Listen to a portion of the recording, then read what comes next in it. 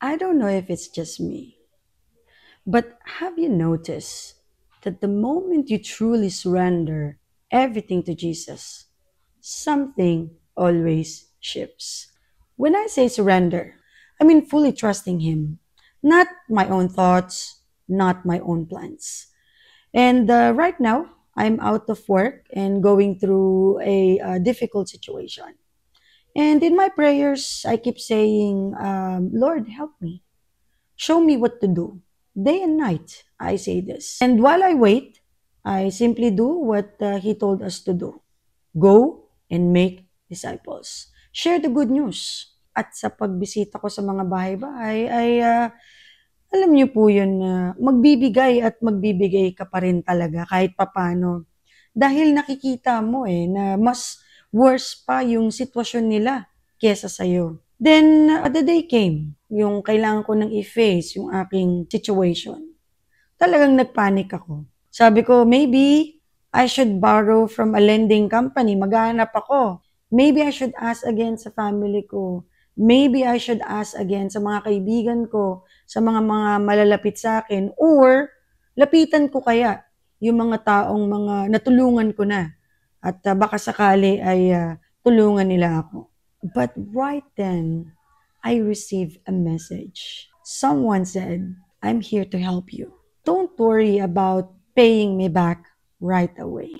Just focus on getting back on your feet. I ran to my room, mga kadivo. Drop my knees. Talagang luhod agad. And cried, Lord, thank you. I'm sorry I doubted you. Your timing is always perfect. That's what I want to say here, mga kadivo. God never fails. His help always comes. Talagang dumarating. And when it does, we say, lagi, wow, really, God, this, thank you. He always works in impossible ways.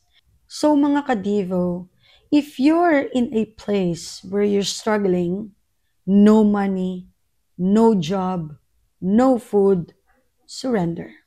Like literally, surrender. Surrender your thoughts, your fears, your plans. Remember, the creator of the earth is not inside the earth, but He is both, outside and working within it. Just like a computer programmer isn't inside the computer, they are outside guiding every part of its system. Now I understand bakit yung mga talagang totoong believers and followers ni Jesus ay laging sinasabi ang Bible verse na ito. Proverbs chapter 3 verse 5. Trust in the Lord with all your heart and lean not on your own understanding. Because when we lean on our own thoughts, we fall. Laging ganon. We may look okay on the outside, but inside, we are empty until God calls our heart. And in that moment, we start seeking Him. Why? Because we came into this world nothing.